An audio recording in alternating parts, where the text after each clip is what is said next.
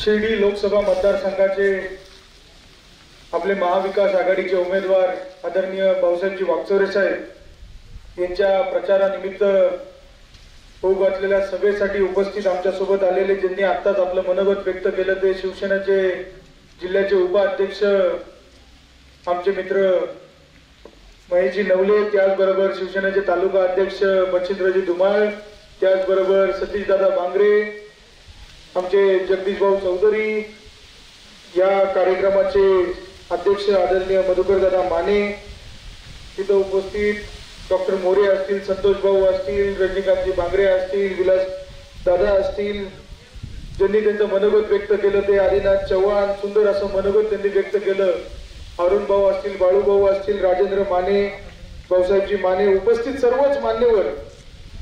खरं तर महेशजींनी एकदम योग्य पद्धतीने आपल्याला या होऊ घातल्या निवडणुकीमध्ये काय करायचं ते आपल्याला मार्गदर्शन केलंय.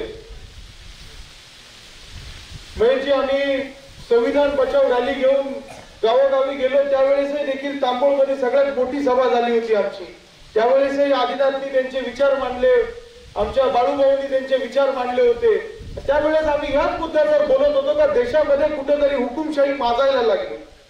आज आपण म्हणतो आपला भारत हा लोकशाही मानणारा देश आहे, परंतु नरेंद्र मोदींचं रूप बघता 2014चं रूप आणि 2024चं रूप जर आपण बघितलं, आज कुठेतरी हुकुमशाही आपल्या देशावर लादायचा प्रयत्न भारतीय जनता पार्टी असू द्या किंवा संघाचे लोक असू द्या हे करता असं माझ्यासारख्याला वाटतं. त्यामुळे मी प्रत्येक ठिकाणी मित्रांनो एकच गोष्ट सांगतो का येणारी लोकसभा ही संविधान वाचवण्याची निवडणूक आहे.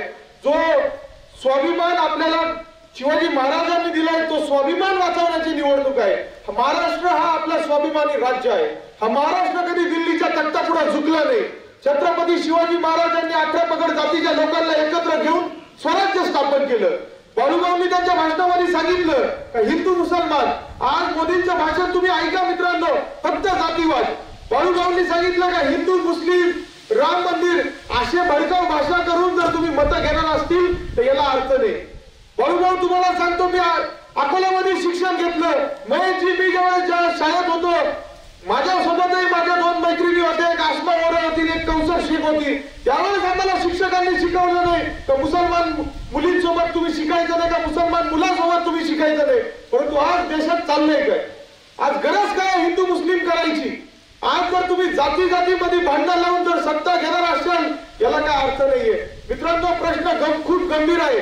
शेतकरी प्रधान देश आहे आपला, परंतु आज इथं शेतकरी आत्महत्या करताय, त्यांच्यावर बोलायला वेळ नाहीये.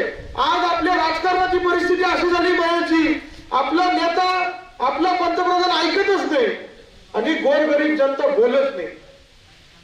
आज आपण म्हणतो का आपलं सगळं ठरलंय, आपण ते मताच्या रूपामध्ये अरुण भाऊ करणार आहे, परंतु बोललं पाहिजे ना. आज जसं अरुण भाऊनी महेशराव मच्छिंद्र भाऊ त्यांनी खंत व्यक्त केली, त्यांनी 2-3 प्रश्न मांडले. निलवंड्यातला आमचा जो पीव्हीसी पाईपलाईन लोखंडी करा, टिपी द्या, आमचं जे काय ओव्हरफ्लोचं पाणी त्याचा वापर आम्हाला करता आला पाहिजे. अरुण भाऊ, पण तुम्ही जसं म्हटले नाही तर उद्या आम्ही आमच्या मुलांना काय उत्तर द्यायचं. मी तुम्हाला हेच सांगतोय, आज ही देशाची निवडणूक आहे. आज जर आपण इथं परिवर्तन केलं नाही तर पुढच्या पिढीला काय उत्तर द्यायचं. उद्या जर लोकसभा आताच्या निवडणुकीमध्ये नरेंद्र मोदी सत्तेत येणार नाहीये, परंतु जर आपण शांत बसलो, पुन्हा सत्तेत जर ते आले, संविधान जर बदललं, इथं जर हुकुमशाही आली तर मग करायचं काय. त्यासाठी मागच्या वेळेसही संविधान बचाव रॅलीच्या माध्यमातून आम्ही गावोगावी गेलोय, आताही गावोगावी जातोय.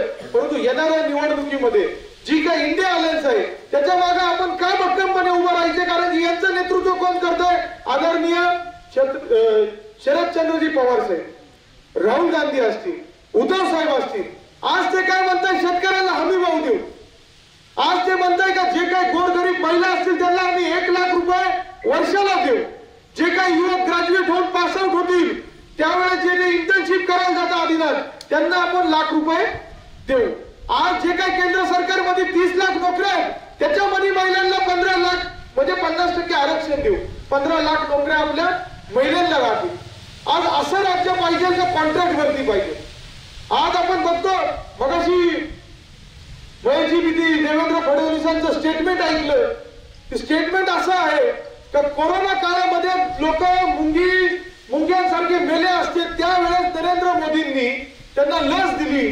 तुम्ही नरेंद्र मोदींच्या बाकीच्या कामांकडे बघू नका, परंतु त्यांनी या भारताच्या लोकांना लस दिली. हा भारत देश त्यांनी जिवंत ठेवला म्हणून मतदान द्या. नरेंद्र मोदींनी काय घरातून पैसे आणून लस बनवली होती का? आणि आपल्याला तर कळालं इलेक्ट्रॉल बॉन्ड स्कीम आधीनाच काय निघाला. ज्या लस बनवणाऱ्या कंपनी होत्या त्यांच्याकडनं यांनी चंदा आधी घेतला आणि मग यांच्या लस त्यांना बनवायला लावल्या. तुम मुझे चंदा दो मैं तुम्हें धंदा दूंगा. अशा काही काही कंपन्या आहेत अरुण भाऊ त्याच्यामध्ये, ज्या कंपन्याचं उत्पन्न नाहीये तर पैसे दिले हजार हजार कोटी रुपये देणगी त्यांनी.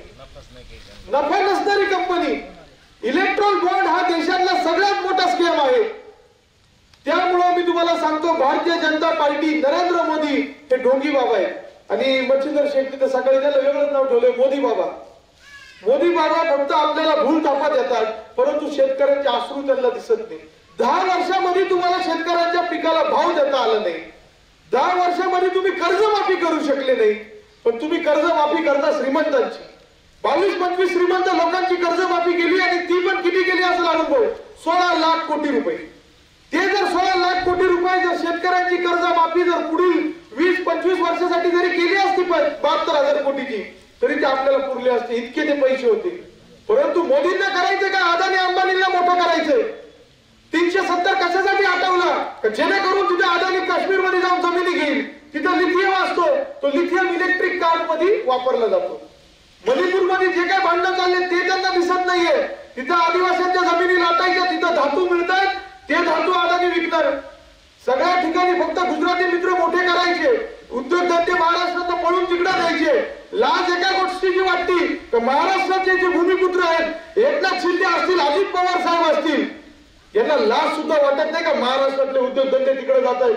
हेच एकनाथ शिंदे काय सांगत होते, हरकत नाही उद्योगधंदे जाऊ द्या, मी याच्यापेक्षा मोठी कंपनी आणतो.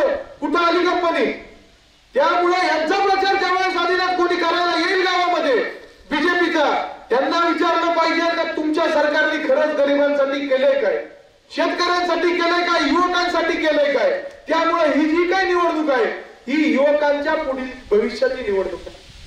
आज जर इथं युवकांना चांगले रोजगार पाहिजे असतील, सरकारी नोकऱ्या पाहिजे असतील तर आपल्याला ज्यांनी 70 वर्ष सरकार चालवलं त्यांच्याच मागे राहावं लागेल. तुम्हाला सांगतो 10 वर्षात नरेंद्र मोदी काहीच करू शकले नाही. मच्छिंद्र शेट्टी यांची सवय फक्त काय आदेश करायचे, कोणाला सांभाळूनच घेत नाही. शेतकरी आता कोण आहे कृषी मंत्री आपल्यालाही माहित नाही, चर्चा नाही, त्याचे काही दिशा नाही, धोरण नाही या देशासाठी. नरेंद्र मोदी अमित शहा काहीतरी सांगणार, धोरण ठरणार, असं कुठं सरकार चालत नाही. अनेक ठिकाणी मी ऐकलं अरे मोदीला पर्याय काय, अरे असं थोडी निवडणूक लढतात, त्याच्यापूर्वी काय अशी निवडणूक झाली का? सगळे खासदार निवडून जातात, त्याच्यात एक पंतप्रधान होतात आणि मोदीला पर्याय काय, मोदीला पर्याय काय. म्हणजे उद्या जर मोदी राहिले नाही तर मग देश बंद पडणार आहे का? उद्या काय करायचं मग मोदीला नंतर पर्याय अमित शहा, मग अमित शहाला पर्याय कोण? जय शाह. अहो जय शहाला अनेक ठिकाणी मी ऐकलंय जय शाहमुळे आपला भारत देश मॅच हरला. याच्या हट्टापार मॅच झाली तिकडे गुजरातला मोदी स्टेडियम मध्ये. ते नाव जर नसतं तर आपला भारत देश जिंकला असता. म्हणजे सत्य परिस्थिती आहे. मोदी स्टेडियम आहे ना ते ओरिजिनली वल्लभभाई पटेल नाव होतं, ते काढून त्यांनी मोदी केले. आणि मित्रांनो 400 पार अशी परिस्थिती नाहीये. आज जर यांना जर इतका आत्मविश्वास असता 400 पार जाणार आहे, यांनी कशाला काँग्रेस पार्टीचे खाते बंद केले असते, कशाला अरविंद केजरीवालला जेलमध्ये टाकलं असतं, हेमंत सोरेनला जेलमध्ये टाकलं असतं, कशाला खोके घेऊन खासदारांना आमदार विकत घेतले असते. यांच्या पायाखालची माती सरकलेली आहे. तुम्ही सगळ्यांना माहिती आहे का आपलं दुःख काय, महागाई किती वाढली. आज महागाई किती वाढली तुम्ही बघा. पेट्रोल, डिझेल, गॅस, जीएसटी 100 रुपये मार्केटमध्ये खर्च करा, 18 रुपये जीएसटी मध्ये जातो. जसं महेशजींनी सांगितलं लूटमार केली आहे. महेशजी तुम्ही क्रूड ऑइलच्या बद्दल उल्लेख केला. आजही देखील 2014ला ज्यावेळेस क्रूड ऑइलची किंमत जी काय मार्केटमध्ये होती आंतरराष्ट्रीय, ती देखील आजच आहे. डॉलरचा रेट फ्लक्च्युएट झाला तरी तीच किंमत आहे. परंतु यांनी कर वाढवलाय. केंद्र सरकारचा कर आणि राज्य सरकारचा, केंद्र सरकारचा कर जास्त आहे. आज जर तो कर कमी केला तर आपलं डिझेल पेट्रोल कमी होईल. आणि हे सांगता का काँग्रेसने खूप कर्ज घेतलं होतं, ते कर्ज फेडी करण्यासाठी आम्ही कर लावला. परंतु मित्रांनो तुमच्या माहितीसाठी सांगतो, यांनी फक्त 1 लाख कोटी कर्ज परतफेड केली आहे, परंतु इतका कर यांनी वसूल केलाय 30 लाख कोटी एक्सेस वसूल केलाय. म्हणजे जीएसटीच्या माध्यमातून लोकांची फसवणूक, गोरगरीब शेतकऱ्यांकडनं फसवणूक. आज आपण मोटरसायकल घेतो, जी पूर्वी मोटरसायकल यायची 50-55 लाख रुपयाला गेली मोटरसायकल. सामान्य जनतेला माझी एकच कळकळीची विनंती आहे, जर महागाई कमी करायची असेल तर या भारतीय जनता पार्टीला आपल्याला या देशामधून उखडून टाकावं लागेल. एवढी विनंती मी तुम्हाला करतो. भाऊसाहेब वागचौरे साहेबांच्या बद्दल महेशजींनी सांगितलं, एक सुशिक्षित उमेदवार आहे. विडगाव मध्ये महेशजी तुम्ही सकाळी नव्हते, तिथे एका बाबांनी सांगितलं का आपला उमेदवार एवढा सुशिक्षित आहे का पंतप्रधान नाही तेवढा शिकेल नाही. पंतप्रधानांचं शिक्षण मला माहित नाहीये, परंतु आपले उमेदवार सुशिक्षित आणि 6 पदव्या असणार. मुद्दे आपले मांडल, प्रश्न आपले मांडतील आणि भूमिपुत्र असल्यामुळं त्यांचा कल आपल्याकडं जास्त राहील आणि त्यांच्याकडनं काम करून घ्यायचंय. अरुण भाऊनी जी विनंती केली, अरुण भाऊ या राजकारणामध्ये तुम्ही विनंती करू नका कोणाला, तुम्ही अधिकाराने काम करून घ्या. आपलं काम आहे, आपण ज्या वेळेस एखाद्या लोकप्रतिनिधीच्या मागे उभं राहतो, अधिकाराने काम करून घेतलं पाहिजे. तो लोकप्रतिनिधी आपला पाहिजे म्हणून आपण म्हणतो आपला माणूस आपल्यासाठी. त्यामुळे ह्या भूमिपुत्राला भाऊसाहेब वागचौरे साहेबांना त्यांच्या मशाल चिन्ह पुढे बटन दाबून आपल्याला भरघोस मताने विजयी करायचंय. आज खरं तर निवडणुकीकडे आपण बघतोय का भारतीय जनता एका बाजूनी चुकीच्या पद्धतीने प्रचार करताय. निवडणुकीचे मुद्दे काय असले पाहिजे, गोरगरीब सामान्य माणसांचे कल्याणाचे मुद्दे असले पाहिजे. परंतु नामदेव संतांनी जसं सांगितलं का जाती जातीमध्ये भांडण लावायचे. नरेंद्र मोदींनी काल कोल्हापुरामध्ये त्यांचं भाषण मी ऐकलं, तर तिथं फक्त 2-3 मुद्दे घेतले, रामांबद्दल बोलले, हिंदू मुसलमानांबद्दल बोलले.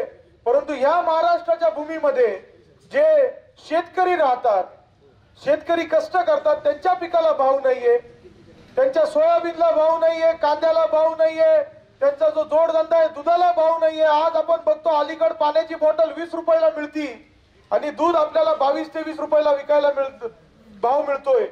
आज शेतकऱ्याची भयंकर परिस्थिती ह्या भारतीय जनता पार्टीने करून ठेवलेली आहे. आज इथं तरुण पोरं उपस्थित आहेत. तरुणांना मी विचारतो का आज आपल्याला हाताला रोजगार राहिलाय काय?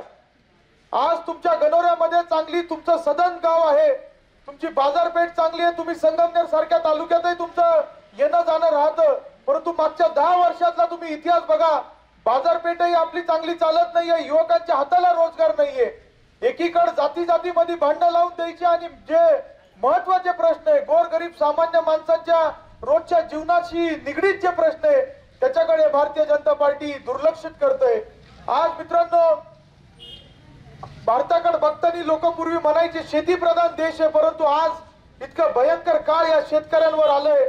ज्या वेळेस शेतकरी एखादी मागणी करायला दिल्लीच्या जातात, खिळे ठोकले जातात. आज शेतकऱ्यांचा आवाज कोणी ऐकून घेत नाहीये. आज जसं नामदेव भाऊंनी सांगितलं, इथं रोजगार राहिले नाहीयेत. सगळे नामदेव भाऊ धंदे कुठं चाललेत? गुजरात मध्ये चाललेत. पूर्वी पोरांना नोकऱ्या मिळायच्या, पोरांचे लग्न वेळेत व्हायचे, परंतु आज ते होताना दिसत नाहीये. त्यामुळं माझी तुम्हाला कळकळीची विनंती आहे, महाविकास आघाडीच्या मागे आपल्याला भक्कमपणे उभं राहावं लागेल. जसं नामदेव भाऊंनी सांगितलं, हा तालुका पुरोगामी विचारसरणीचा तालुका आहे, इथं कमळ कधीच फुलणार नाही आपल्याला ज्ञात आहे. परंतु भाऊसाहेब वागचौरे साहेबांची निवडणूक ही आपल्याला एक महाराष्ट्रामध्ये एक उदाहरण उभं करायचंय का अकोला तालुका असा एकमेव तालुका होता का 70-75 हजाराचं लीड आपल्याला भाऊसाहेब वागचौरे साहेबांना द्यायचे. त्यासाठी आम्ही गावोगावी जातोय आणि आपलं चिन्ह नामदेव भाऊ तुम्ही सांगितलं, भारतीय जनता पार्टीने ईडीचा वापर केला, सीबीआयचा वापर केला, संघटनेचा वापर करून, सरकारी एजन्सीचा वापर करून पक्ष फोडले, शिवसेना फोडली, राष्ट्रवादी फोडली. परंतु हरकत नाही, लोक उद्धव साहेबांच्या मागं, पवार साहेबांच्या मागच आहे. त्यामुळे मित्रांनो, आपलं जे चिन्ह आहे हे मशाल चिन्ह आहे. आणि इथं उपस्थित सर्वांना मी एकच कळकळीची विनंती करतो, नरेंद्र मोदी हे गोरगरीब माणसांचा विचार करणारे नेते नाहीयेत. हे एक ढोंगी बाबा आहेत, यांनी फक्त अदानी अंबानी मोठा केलाय. तुम्हाला जर माहिती नसेल, 16 लाख कोटी कर्ज श्रीमंतांचं माफ झालंय, 20-22 करोडपत्यांचं फक्त 16 लाख कोटी कर्ज माफ केलंय आणि शेतकऱ्यांना कर्ज माफी मिळेना. आज शेतकरी आत्महत्या करतोय. सरकारी जे काही 10 वर्ष जे सरकारमध्ये होते ते म्हणत होते सरकार शेतकऱ्यांनी आत्महत्या केल्या नाही पाहिजे, आत्महत्या थांबल्या पाहिजे, परंतु तुम्ही त्यांच्यासाठी काहीतरी योजना करा. आज 10 वर्षापूर्वी 2014ला सोयाबीनला 10,000 भाव होता. आज भाव किती आहे? आज कांदा निर्यात होती पण कुठून होतीये? गुजरात मधून होतीये. पोरांना उद्योग धंदे तिकडे गेले, आपल्या हाताला रोजगार राहिला नाहीये. त्यामुळे माझी कळकळीची विनंती आहे, येत्या 13 मेला ज्या वेळेस तुम्ही भाऊसाहेब वागचौऱ्यांना मतदान करणार आहे, तुमचं ते मतदान गोरगरीब शेतकऱ्यांच्या कल्याणासाठी मतदान राहणार आहे. तुमचं ते मतदान युवकांच्या पुढील चांगल्या भविष्यासाठी मतदान राहणार आहे. तुम्ही राहुल गांधींचं भाषण ऐकलं असेल, काँग्रेसचा जाहीरनामा तुम्ही बघितला असेल. नामदेव भाऊ त्यांनी स्पष्ट सांगितलंय, ज्या वेळेस महाविकास आघाडीचं सरकार येणार, इंडियन अलायन्सचं सरकार येणार, त्यावेळेस आपण गोरगरीब महिलांना 1 लाख रुपये देणार.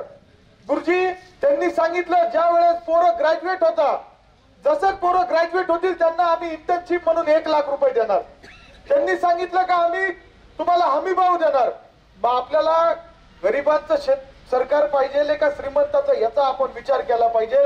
तुम्ही सर्वजण इथं मोठ्या संख्येने उपस्थित राहिलात. मी पुन्हा एकदा कळकळीची विनंती करतो, निवडणूक मोठी आहे.